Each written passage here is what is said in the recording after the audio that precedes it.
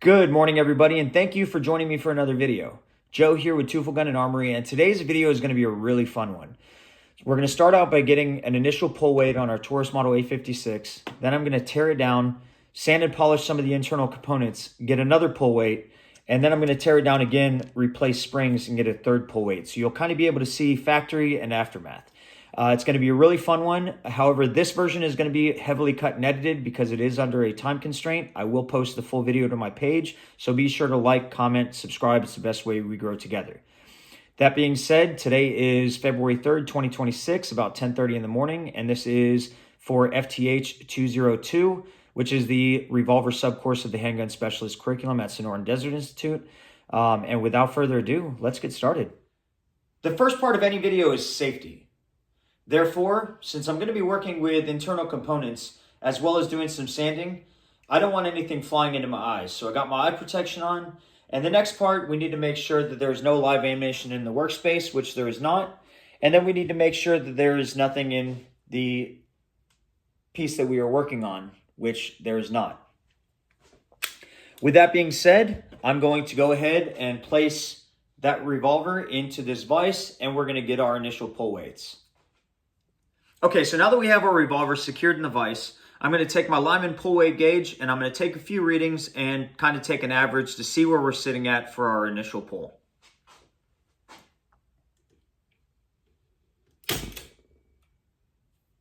$11 1/4.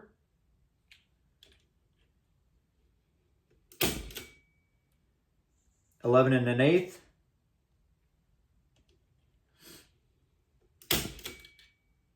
$11 1/8.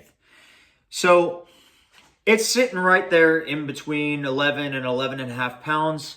That's pretty heavy for a handgun, not so much for a revolver, but we're going to see if we can't go ahead and get that lightened up a bit anyways. Okay, so for this assignment, I sanded and polished a few parts, starting with the hammer. The left rear of the hammer showed significant rubbing. So I sanded that and polished it and did the corresponding side of the frame, which also showed the same rubbing. The hand showed some rubbing. However, I was not able to tell if it was the actual hand that had the high spot or if it was the inside of the slot for the hand. So I went ahead and did just a little bit on the hand to see if that helped. And then there is some pretty significant rubbing already on the cylinder housing because of the cylinder stop. So I went ahead and sanded that down just a hair and polished it. And so now I'm about to put it back together and see if those spots are still grinding. All right, so now that we've gotten them back together, just first thoughts, it feels a whole lot smoother than it did, especially when it comes to the cylinder spinning. And you don't really, there wasn't much to begin with, but you don't really hear a whole lot of that mechanical sound, metal dragging on metal, that you did when I first got it. So with that being said, let's throw it into the vise and see if there's any difference. Remember, we were at right around 11 1/4 to 11.5 pounds for the trigger pull, which is pretty significant. But let's see if, maybe we shaved off a half a pound or something. So I'm going to put it in the vise. I will be right back, and then we'll see our results. All right, so now that we got it secured back in the vise, we're going to use our pull gauge to see if there's been any difference.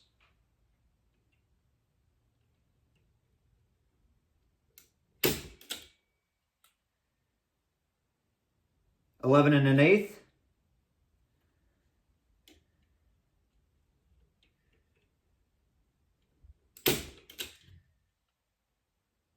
$11 1/8.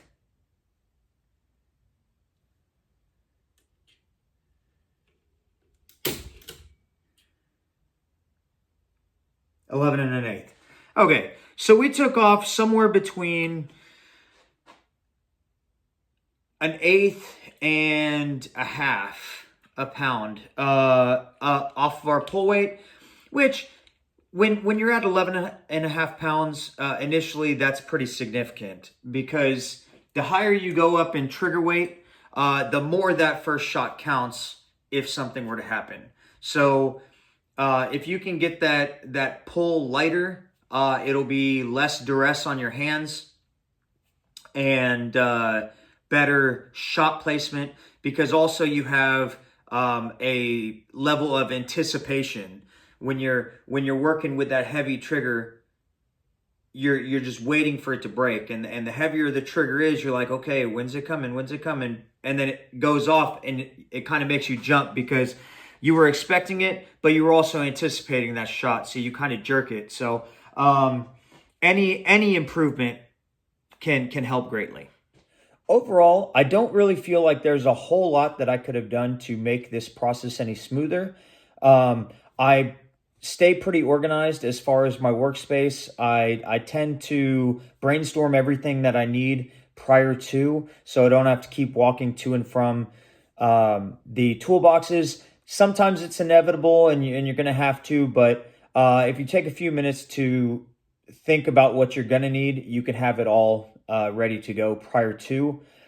I would say the only thing that I could have really done differently is to make sure I had proper bits, as far as bits that are small enough to really get into those tiny grooves that would have helped a lot on the hammer bit.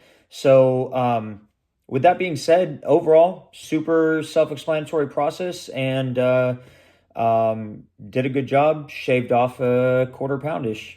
So the final part of this video is to take our final measurements using our pull gauge. I have the revolver secured in the vise, and now we're going to see how much of a difference those springs and shaving down those high points actually made.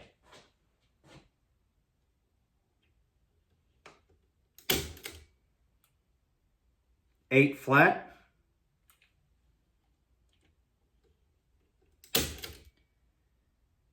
Eight and an eighth.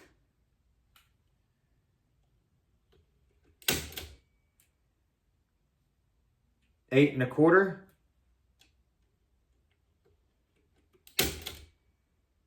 Eight flat.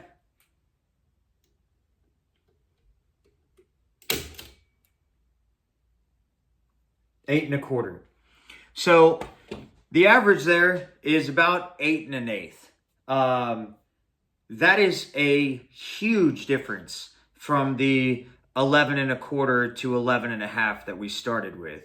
So I'm happy.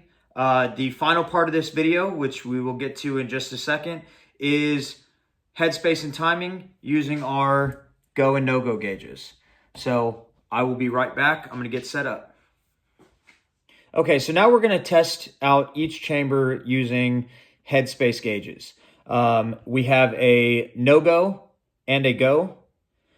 The cylinder should not shut with the no-go, and it should shut with the go. So the first thing you want to do, just to help you keep track of what you've done, is the first one you're going to start with, you want to take an everything pencil and just make a tiny little mark, so you know. So we're going to take the no-go gauge, and we're going to put it in there, and it should not close. And it doesn't. And then we're going to take the go gauge on that same chamber, and it closes and locks. Then we're going to work clockwise from there.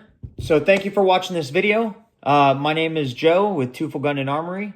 Be sure to like and comment below if you have any questions or comments. And also subscribe to the channel. It's the best way we grow together. Until the next video, I'll see you later.